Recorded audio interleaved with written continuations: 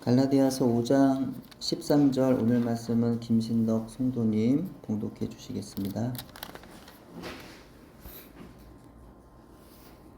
형제들아 너희가 자유를 위하여 부르심을 받았으나 그러나 그 자유로 육체의 기회를 삼지 말고 오직 사랑으로 서로 동물을 받아라.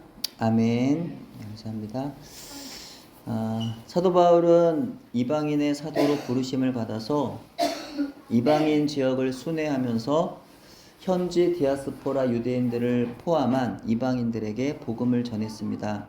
우리가 보통 이방인의 사도라고 해서 바울이 이방인에게만 복음을 전한 것인가라고 오해할 수가 있는데 그것이 아니라 성경을 보면 아시겠지만 오히려 사도 바울은요 각 그 이방 나라를 다니면서 항상 그 회당에 모여 있는 유대인들에게 복음을 먼저 전하는 것을 우리는 볼 수가 있습니다. 근데 유대인들이 그 가운데 잘 듣는 복음을 변화된 유대인들도 있었는가 하면 이제 복음을 듣고 오히려 회방하고 박해하는 그런 유대인들로 인해서 이제 사도 바울이 다시 이방인들에게 복음을 전하는 이런 어떤 그런 과정들을 우리가 사도행전을 비롯한 그 말씀을 통해서 보게 되는데 어쨌든 이렇게 복음을 받아들인 사람들을 통해서 교회가 하나둘 이제 개척이 되는 거죠.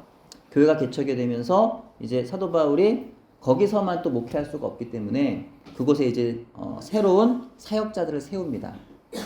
교회를 세울 만한, 교회를 또 이끌어갈 만한 어떤 제자들 혹은 지도자들을 세워서 교회 목회를 이렇게 맡기고 이양하고 바울은 또 다른 지역으로 가서 복음을 전하게 됩니다. 그래서 오늘날에도 우리 그 이상섭 선교사님이 이제 그런 얘기들을 간혹 하시고요. 오늘날에도 선교하시는 분들이 그렇게 하시는 분들이 있죠. 곳곳에 다니면서 교회를 세우고 교회 건강하게 세워지면 또다시 교회를 이렇게 다시 다른 곳으로 사역지를 옮기는 그런 일들 오늘날도 벌어지는데 바울이 그런 식으로 이렇게 복음을 전했던 것을 볼 수가 있습니다. 그래서 바울이 이와 같이 이방의 지역에 교회들을 세웠다는 소식이 또 어디까지 전해졌어요? 바로 예루살렘 교회, 첫 교회, 첫 초대교회, 첫 교회였던 예루살렘 교회에 전해지게 되었고요. 이 예루살렘 교회에서는 그 교회들을 방문하게 됩니다. 그들이 참으로 바울을 통해서 하나님의 말씀과 믿음에 대해서 올바로 잘 배우고 참된 그리스도인으로 살아가고 있는지를 한번 확인해 보려고 사람들이 교회들을 방문하게 되었던 거예요. 근데 그 방문했던 예루살렘 교회 사람들 가운데는 예수 그리스도의 십자가와 부활의 복음을 믿음으로 의에 이른다고 하는 그 복음의 그 새 언약이 아니라 구약의 율법을 지켜야지만, 그러니까 이를테면 뭐 할례라든지 안식일 규례, 음식의 규정 뭐 이런 것을 꼭 지켜야지만 의로워져서 하나님 나라 백성이 될 수 있다고 하는 그런 주장들을 했던 사람들이었습니다. 하지만 그들의 주장은 그들의 모교인 예루살렘 교회가 가지는 교리와는 달랐어요. 이미 예루살렘 교회에서는요, 총회를 통하여서 구약의 제2법을 지키지 않아도 그리스도인이 되는데 문제가 전혀 없다는 것임을 이미 선언했기 때문입니다. 하지만 그들은 그렇게 생각하지 않았던 거죠. 그들은 여전히 하나님의 백성이 되려면 할례를 받아야 하고 음식의 규례를 지켜야 하며 안식일의 규정을 지켜야 한다고 생각했던 거예요. 근데 갈라디아 지역의 교회들은 자기들이 믿는 것과는 다르게 신앙생활을 하고 있더라는 거예요. 율법을 내가 지켜야 한다 생각하던 그런 법들을 그들이 지키지 않고 있었다는 그 모습을 보고는 이 사람들 깜짝 놀란 겁니다. 그래서 갈라디아 교회들에게 율법을 지켜야 한다. 할례를 행해야 되고 안식일 규정을 지켜야 되고 또 음식의 규정을 너희들도 지켜야 된다. 그래야 하나님 백성이 되는 거다라고 가르치기 시작했던 겁니다. 이것은요 너무나 무섭고 두려운 일이었어요. 그들의 거짓된 가르침을 전한 그 행위도 무서운 일이었고 갈라디아 성도들이 그들의 거짓에 넘어가서 믿음을 잃어버릴 위기에 처한 것도 너무나 무서운 일이었습니다. 특히 이 거짓 교사들의 죄는요 전혀 가볍지가 않습니다. 야고보서 3장 1절에 이렇게 말씀해요. 내 형제들아 너희는 선생된 우리가 더 큰 심판을 받을 줄 알고 선생이 많이 되지 말라. 이 말씀은 장차 우리가 받을 심판에는 더 큰 심판과 더 작은 심판이 있다는 것을 의미합니다. 나은 사람이 그리스도의 복음에서 멀어져 구원을 받지 못하는 것이 큰 심판이지만 내가 남을 가르치는 지위에서 거짓된 가르침을 전함으로 교회 공동체 성도 전체를 그리스도의 복음으로부터 멀어지게 만든다면 그 죄에 대한 심판은 훨씬 더 클 거라는 거예요. 때문에 선생의 일을 올바로 하지 못할 것 같으면 차라리 선생이 되지 않는 것이 낫다는 것입니다. 다음 화면. 마태복음 15장에서 예수님은 백성들에게 장로들의 전통을 요구하는 바리새인들과 서기관들에게 이렇게 책망하십니다.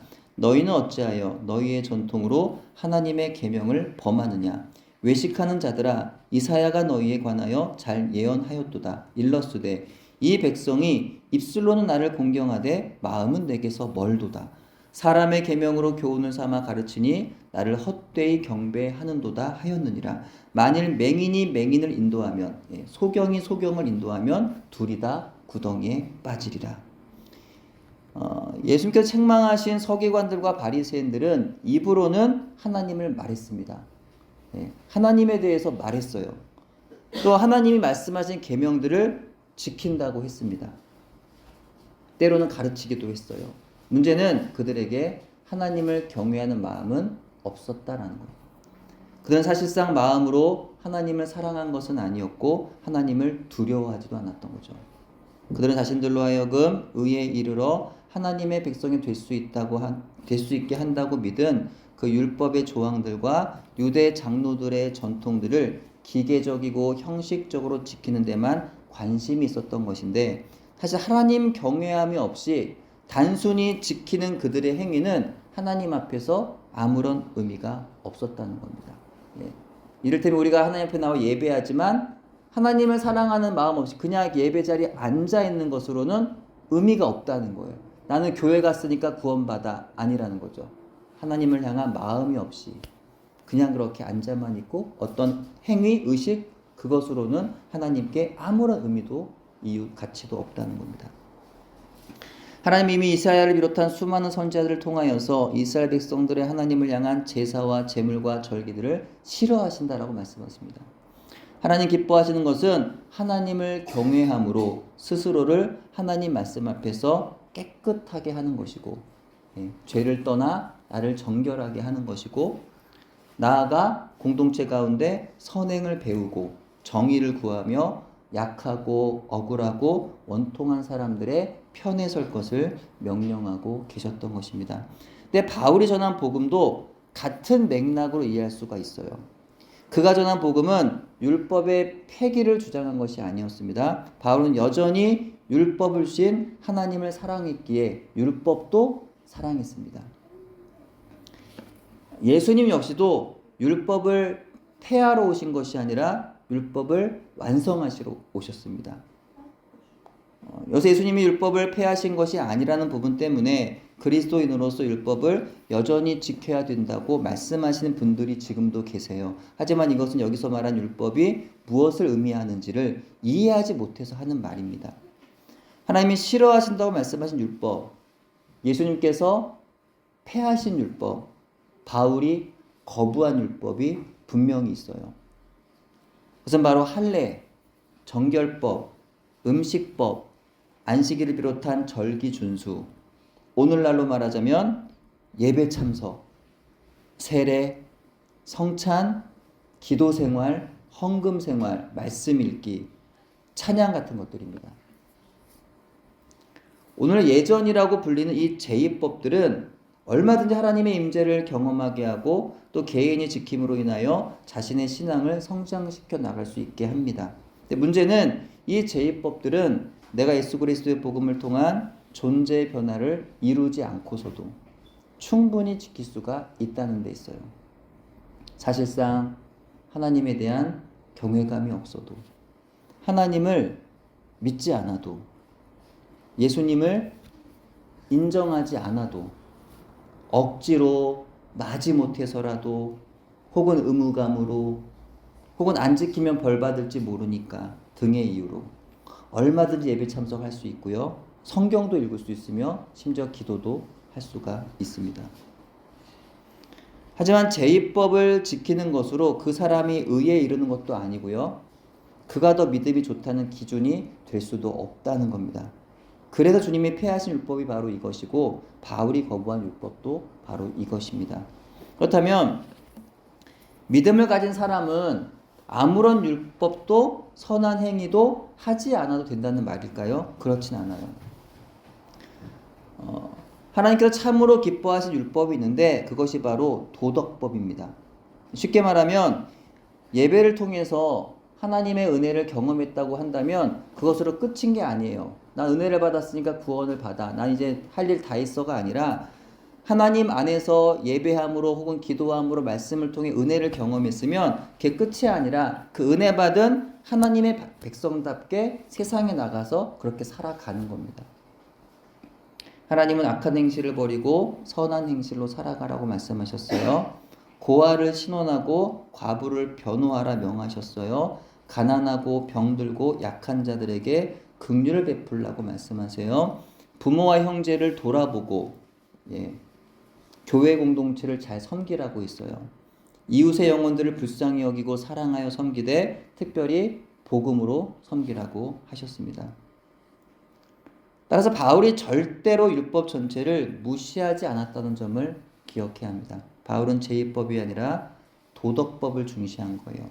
제2법을 지켜야만 하나님의 백성이라고 말하는 예루살렘 교회의 주장을 반대한 겁니다.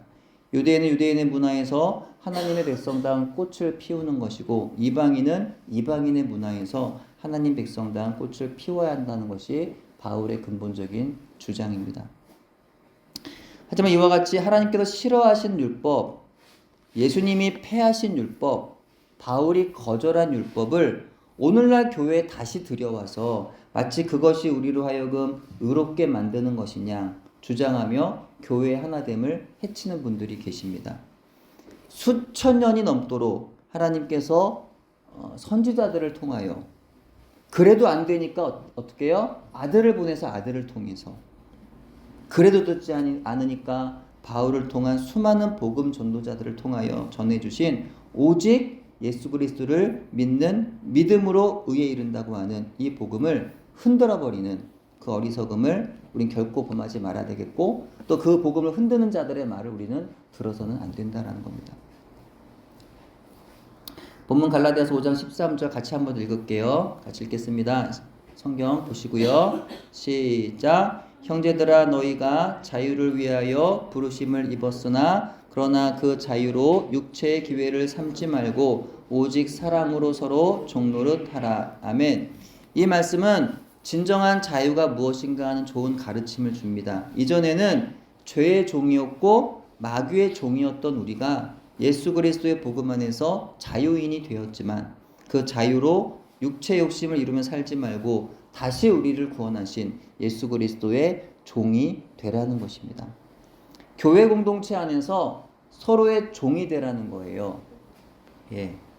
이는 모순이 되는 이상한 말처럼 들리지만 이것은 믿음의 아주 아름다운 역설의 말입니다. 이전에는 율법의 계명, 조항들, 신앙의 수준을 매기는 데 필요한 여러 가지 종교적 기준에 종노릇하며 살아왔다면 이제는 거기로부터 자유로워졌으니 스스로 자원하여 그리스도 안에서 서로를 위하여 사랑하는 마음으로 기꺼이 종의 자세로 섬기라는 것입니다. 갈라디아서 5장 6절입니다. 그리스도 예수 안에서는 할례나 무할례나 효력이 없으되 사랑으로 역사하는 믿음뿐이니라. 아멘. 사랑으로 역사하는 믿음이라고 했어요. 율법주의 안에서 율법을 지키면 복을 받고 율법을 어기면 저주를 받는다고 한번 해봅시다. 그러면 우리는 하나님 뜻대로 사는 것을 마지못해 억지로 하게 될 거예요. 그것이 바로 종의 모습으로 사는 겁니다. 한 예로 기도를 열심히 하면 복을 받고 기도를 열심히 하지 않으면 저주를 받는다고 생각할 수 있습니다. 무슨 일이 잘 안 됐을 때 이런 말 하죠. 우리의 기도가 부족해서, 내 기도가 모자라서. 집안에 어려운 일들이 계속 반복되면 내가 기도를 하지 않아서. 이러면 어떤 일이 벌어지느냐? 기도를 어떤 일이 잘 되게 하기 위해서만 하는 거예요. 내가 바라고 원하는 일이 잘 되게 하기 위해서 기도를 자꾸 하는 거예요. 그러다 어떻게 돼요? 기도를 어떨 때는 그 이유 때문에 간절할 수 있지만 상당히 많은 경우 억지로 하게 된다는 억지로. 그러면 그런 기도는요 즐거움으로 할 수 없게 됩니다. 그런 기도의 가장 큰 단점은 일의 결과가 잘 되어야 기도가 좋은 거지 기도 자체를 좋아하거나 즐거워하지는 않게 되는 겁니다. 기도가 자유롭게 하나님과의 교제를 갖게 하는 것이 되면 그 기도가 짐이 아니라 즐거워지게 되고 기도를 통하여 받는 응답보다 기도 자체를 즐거워하게 되는 거죠. 그러면 선을 행할 때 사랑으로 행하게 됩니다. 따라서 바울은 사람들로부터 선행을 하지 못하게 막은 것이 아니라 오히려 선행을 행할 때 사랑으로 하게 하고 싶은 것이었습니다. 그래서 율법의 종은 거부해야 하지만 서로 사랑으로 종노릇하라는 겁니다. 그래서 이전에는 내가 옳다고 여기는 신앙의 기준들, 내가 맞다고 생각하던 생활 방식들의 그 기준들의 종이 되어서 형제와 이웃을 판단하고 정죄했다면 이제 거기로부터 자유로워졌으니 오직 사랑 안에서 뭐 안에서요? 사랑 안에서 오히려 서로의 종이 되어 형제와 이웃을 위해서 살아가라는 겁니다. 율법의 종노릇하는 것은 여러 가지 유익과 함께 여러 가지 폐해, 폐단도 있습니다. 하지만 사랑으로 서로에게 종노릇하는 것은 폐해가 없어요. 오직 유익만 있습니다. 사랑으로 종노릇하는 곳에는 사람을 살리는 생명의 역사가 일어납니다. 사랑으로 종노릇하는 관계에서는 변하지 않을 사람들이 변화됩니다. 그죠? 예를테면 뭐 어머니의 그 헌신적인 사랑에 자녀가 변하기도 하고 때로는 아내의 그 헌신에 남편이 변하기도 하는 경우가 있죠. 사랑으로 서로 종노릇하는 그곳에 비굴함과 수치, 절망이 있는 게 아니라 사랑으로 서로 종노릇하는 곳에 놀라운 은혜와 기쁨이 임하는 것입니다. 다음 화면 보시고요. 신명기 15장 12절부터 18절 두 화면에 이어서 함께 읽을게요. 시작. 내 동족 히브리 남자나 히브리 여자가 내게 팔렸다 하자 만 6해 동안 너를 섬겼거든. 7째에 너는 그를 놓아 자유롭게 할 것이요 그를 놓아 자유하게 할 때에는 빈손으로 가게 하지 말고 내 양 무리 중에서와 타작마당에서와 포도주 틀에서 그에게 후히 줄지니 곧 내 하나님 여호와께서 내게 복을 주신 대로 그에게 줄지니라. 너는 애굽 땅에서 종되었던 것과 내 하나님 여호와께서 너를 속량하셨음을 기억하라. 그것으로 말미암아 내가 오늘날 이같이 내게 명령하노라. 종이 만일 너와 내 집을 사랑함으로 너와 동거하기를 좋게 여겨 내게 향하여 내가 주인을 떠나지 아니하겠노라 하거든 송곳을 가져다가 그의 귀를 문에 대고 뚫으라. 그리하면 그가 영구히 내 종이 되리라. 내 여종에게도 그같이 할지니라. 그가 6해 동안에 품고 된 싹새 배나 받을 만큼 너를 섬겼은즉 너는 그를 놓아 자유하게 하기를 어렵게 여기지 말라. 그리하면 내 하나님 여호와께서 내 범사에 내게 복을 주시리라. 아멘. 구약의 이 계명에 사랑으로 종노릇하는 것이 무엇인지 잘 나와 있어요. 우리 일반적인 경우 종이라고 말하면 자신의 신분이 주인의 재산에 속하여서 비굴하고 또 수치스럽게 살아가는 것을 생각하게 됩니다. 근데 하나님의 법 아래에서 종은 그렇지가 않더라는 거예요. 우리가 생각하는 종의 개념과는 아주 다르다는 겁니다. 말씀 보셔서 알겠지만 종이라기보다는 품꾼에 가깝습니다. 비록 6년간은 주인을 섬겨야 하지만 그 기간 동안 주인은요 종을 보호해야 했고요 함부로 대할 수는 없었습니다. 우리가 생각하는 인간 이하에 이렇게 대하면 안 되는 것이었어요. 그 이스라엘 법에 의하면. 또한 6년이 지나면 자유인으로 살 수 있도록 그동안 일한 충분한 보수를 주고 내보내야 했던 겁니다. 근데 이 간혹 종들 중에는 이렇게 말하는 종이 있다는 거예요. 주인님, 저 나가지 않겠습니다. 그래서 주인님과 계속 이곳에 살고 싶어요. 영원 주인의 종으로 살겠습니다. 이렇게 말하는 종들이 있더라는 겁니다. 예, 이거 이해할 수 있겠습니까? 어떻게 종이 그 자유를 얻었는데 그 자유를 거절하고 계속 종으로 살겠습니다. 어떻게 이런 일이 벌어지겠냐는 거예요. 예. 요즘에 그 군 생활이 18개월인데, 예, 18개월이 길어서 어때요? 하루라도 빨리 나가고 싶어요. 저 같은 경우는 30개월을 했는데, 예, 하루라도 빨리 나가고 싶습니다. 근데 6년을 지내면서 얼마나 나가고 싶었을까요, 그 종은? 근데 나가지 않겠다는 거예요. 영원히 종으로 남겠다는 겁니다. 어떻게 이런 일이 벌어진 걸까요?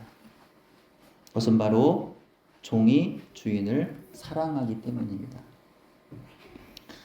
6년 동안 종으로 지냈는데 그 종이 주인과 주인의 집을 사랑해서 나가기 싫다 하거든 그 증표로 귀를 뚫고 그를 영원히 종으로 두라는 겁니다. 이때부터는요, 더 이상 법으로 묶인 관계가 아닙니다. 사랑으로 묶인 관계가 되는 거예요. 타의에 의해서 서로를 구속하고 구속을 받는 관계가 아니라 자의로 의해서 기꺼이 서로에게 구속을 받는 관계가 되는 겁니다. 사랑 때문에 스스로 종이 되는 거예요. 사랑하기 때문에 스스로 자기를 낮추는 거예요. 하지만 거기에는요, 어떤 비굴함이나 수치심이 없습니다. 예, 주변에도 보시면 이 섬기는 거 잘하시는 분들 있어요. 막 다니시면서 막 사람들 밑에서 낮아져서 막 열심히 섬기시는 분들 있어요. 음식을 뭐 봉사하신다든지 뭐 청소를 하신다든지. 근데 그런 분들 보면은 전혀 비굴하게 안 보여요. 그렇죠? 너무 아름답게 보여요. 너무나 기쁨으로 감사하는 모습을 보면서 감동이 됩니다. 자유인으로 있을 때보다 더 큰 기쁨이 거기 있다는 거예요. 분명히 종으로 구속을 받고 있는데 이해할 수 없는 자유가 그 안에 있다는 겁니다. 가정에서도 부부가 서로 사랑으로 종노릇하면 거기 행복이 있습니다. 둘 중에 한 사람은 왕이 되고 한 사람은 종이 되면 어떤 일이 벌어져요? 왕된 사람은 좋아요, 당연히. 섬김을 받으니까 좋죠. 근데 그 섬기는 사람은 어때요? 예, 그 사람은 힘듭니다. 고통스러워요. 괴롭습니다. 예. 근데 둘이 모두가 왕이 되면 어떤 일이 벌어질까요? 둘이 모두 왕이 돼서 서로 자기가 대접받기를 원해요. 그럼 어떤 일이 벌어져요? 하루가 멀다 하고 매일같이 다투게 될 것입니다. 둘이 같이, 둘이 함께 종이 되어서 서로를 사랑으로 섬겨주는 것이 가장 아름답고 즐겁고 행복한 관계가 되는 것입니다. 교회에서도 성도가 서로 종노릇할 때 거기 행복이 있습니다. 모두가 자기의 말이 옳다고 하면 모두가 다 내 뜻에 맞고 내 뜻대로 하겠다고 하면 그 교회는요 날마다 싸움이 끊이질 않아요. 식사 봉사하시면서 싸우고 교회 청소하시면서 싸우시는데 문제가 뭐예요? 다 자기 말이 옳다는 거예요. 모두가 왕노릇하려고 하니까 싸움이 끊이질 않아요. 하지만 모두가 종노릇하면 가정도 교회도 학교도 일터도 행복해지는 겁니다. 예수님 우리를 사랑하셔서 십자가에서 종노릇 하심으로 우리를 구원하여 주셨습니다. 그 복음 때문에 우리가 살게 된 거죠. 이제는 우리가 예수님처럼 서로에게 사랑으로 종노릇해야 하는 부르심을 받았습니다. 우린 이제 이 부르심의 사명에 순종해야 하는 사람들입니다. 사랑으로 서로 종노릇하십시오. 서로 인사할게요. 사랑으로 서로 종노릇하십시오. 네, 사랑으로 서로 종노릇하겠습니다. 네, 저와 여러분이 사랑으로 서로 종노릇하라는 바울 사도의 권면에 따를 때, 사랑으로 서로 종노릇하라는 주님의 명령에 순종할 때, 우리의 가정과 교회, 우리가 가는 모든 삶의 현장에는 하나님의 나라가 실제와 같이 임할 것입니다. 그래서 주님의 평화가 임할 것이고 감사가 넘치는 줄로 믿습니다. 성도는 서로의 짐과 결함을 짊어져야 합니다. 네. 저 사람의 짐이 무겁게 여겨져서 피하는 게 아니라 또 저 사람의 허물, 저 사람의 결함이 싫어서 또 혹은 그 사람의 그 결함의 허물을 또 책망하고 그러는 것이 아니라 같이 짊어져야 한다는 거예요. 그게 교회라는 거죠. 또한 서로 용서해 줘야 합니다. 사랑으로 서로를 용납하고 용서해주지 못하면 그리스도인들 사이에서 사랑과 화목은 유지될 수가 없습니다. 성도들이 종종 상처를 주고받는 것은 아직 죄인의 모습 그대로 우리가 교회에 모이는 것이기 때문입니다. 이는 아직 성화되지 않아서, 예수를 믿고 물론 변화를 받긴 했지만 아직 완전치 않아서 온전치 못한 우리의 불편한 현실입니다. 여러분은 저에게서 여러분에게 상처를 줄 만한 것들을 아직은 보게 되실 겁니다. 저도 제가 싫어하는 것들 여러분에게 보게 될 수도 있습니다. 그럼 우리가 사랑으로 서로를 용납하며 서로에게 종노릇 하지 않으면 오해와 갈등, 불화와 다툼, 시기와 미움, 서로 상처를 주고 상처를 받아서 억울함과 분통함이 쌓여만 갈 것입니다. 그래서 바울은 갈라디아서 5장 19절에서 이르기를 성령을 따라 행하라 라는 겁니다. 나의 선함과 나의 의로움으로는 할 수 없다는 거예요. 오직 예수 그리스도 안에서 영으로 할 수 있다는 겁니다. 그러면 육체의 그 모든 욕심을 이루지 않을 수 있다는 거예요. 여러분을 힘들게 만드는 형제는 여러분이 어찌되었든 간에 끝까지 안고 가야 하는 형제들입니다. 나를 힘들게 한다고 서로 미워하고 물어뜯고 공격하며 미워하는 것은 육체의 본성에 복종하는 겁니다. 오히려 성령으로 육체의 본성에 맞서는 사람이 바로 성령의 사람인 줄로 믿습니다. 비록 형제와 이웃에게서 사랑할 만한 아무 가치도 찾아낼 수 없어도 그래도 우리는 계속 사랑해야 합니다. 예수님은 전혀 사랑받을 만한 것이 아무것도 없었던 우리가 죄인이었을 그때 우리를 사랑하셔서 종의 모습으로 십자가에서 우리를 대신하여 죽어주셨습니다. 그 사랑을 받은 우리도 그 사랑으로 서로를 사랑할 수 있어야 하는 줄 믿습니다. 바울은요 다음과 같이 말합니다. 고린도전서 9장 19절입니다.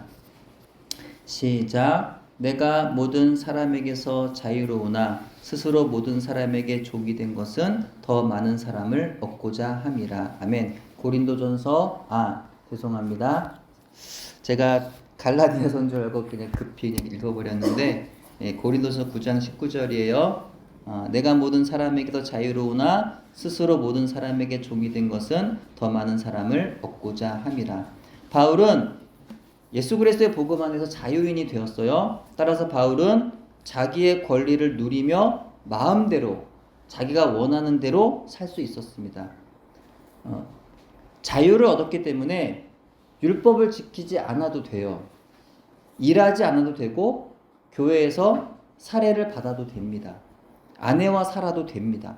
하지만 이웃을 위해 더 사랑하고 더 헌신하고 더 희생하기 위해서 안 해도 되는 것을 했고 해도 되는 것을 안 했다는 겁니다.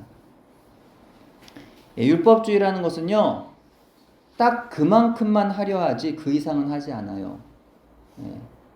뭐 이를테면 성경을 1년에 1독은 반드시 해야 된다 막 이러면은 딱 1독만 하는 거죠. 근데 사랑으로 하면 그 이상을 하는 거예요. 예를 들자면 기도를 하루에 30분 해야 된다. 그러면 딱 30분을 억지로 채우는 거죠. 어떻게든지. 근데 그게 아니라 주님을 사랑하면 30분이 아니라 1시간도 2시간도 하는 거예요. 왜냐하면 율법은요 억지로 지키는 것이지 사랑하진 않는 것이기 때문입니다. 하지만 바울은 율법을 사랑하고 율법을 주신 하나님을 사랑했어요. 그러니까 자기가 행해야 하는 범주 같은 것은 없었습니다. 자유롭습니다. 율법을 어긴다고 정죄를 받진 않아요. 하지만 그 자유를 어떻게 씁니까? 자기 육체의 욕심을 이루는 기회로 삼은 것이 아니라 이웃을 더 사랑하기 위해서 씁니다. 오히려 바울이 가진 율법으로부터의 자유가 이웃을 사랑하기 위해서 더욱 스스로 종이 되게 하였고 더욱 자신을 부인하게 하는 결과를 가져오게 한 것입니다. 그래서 그는 먹을 수 있는 자유가 있어도 먹지 않았어요. 일하지 않을 자유가 있었는데 일했습니다. 교회에서 사례를 받을 수 있었지만 이 철학을 전하며 사례를 받는 사람들과 같은 것으로 복음이 오해를 받을까 봐 염려하여서 복음을 위해 사례를 받지 않았습니다. 아내를 얻을 권리가 있었지만 결혼하지 않았습니다. 심지어 율법 아래 있지 않아도 되지만 율법 아래 있는 자들을 얻기 위해서 율법 아래 있는 자 같이 되었던 것입니다. 이같이 바울은 자유인이 되었지만 스스로 종이 되었다는 거예요. 하지만 억지로 된 것이 아니라 스스로 자원하여 된 겁니다. 왜요? 예수 그리스도를 믿는 믿음 때문에 그렇게 했습니다. 예수 그리스도의 영이신 성령으로 했기 때문에 그렇게 했던 겁니다. 예수 그리스도께서 명하신 사랑으로 감당했기 때문에 그렇게 할 수 있었던 겁니다. 저와 여러분 안에 예수 그리스도의 십자가와 부활의 복음을 믿는 그 믿음으로 항상 충만하기를 바랍니다. 성령님의 충만하신 통치하심과 인도하심을 받는 우리 모두가 되기를 바랍니다. 무엇보다 우리 안에 예수 그리스도의 사랑이 임하여 서로 사랑으로 종노릇하기를 바랍니다. 이와 같은 믿음, 성령, 사랑으로 주의 몸된 교회와 가정을 아름답게 세워나가는 여러분 되시기를 주님의 이름으로 축원합니다. 아멘. 기도합니다. 하나님, 우리 안에 예수 그리스도의 십자가와 부활의 복음을 믿는 믿음으로 채워 주옵소서. 성령으로 충만하게 하셔서 나의 생각, 욕심이 아니라 성령님의 인도하심 날마다 받게 하여 주옵소서. 오직 사랑으로 서로 종노릇함으로 서로를 용서하고 용납하며 서로의 짐을 지고 서로의 부족함과 연약함을 채워서 함께 교회를 아름답고 건강하게 세워나가도록 인도해 주옵소서. 예수님 이름으로 기도합니다. 아멘.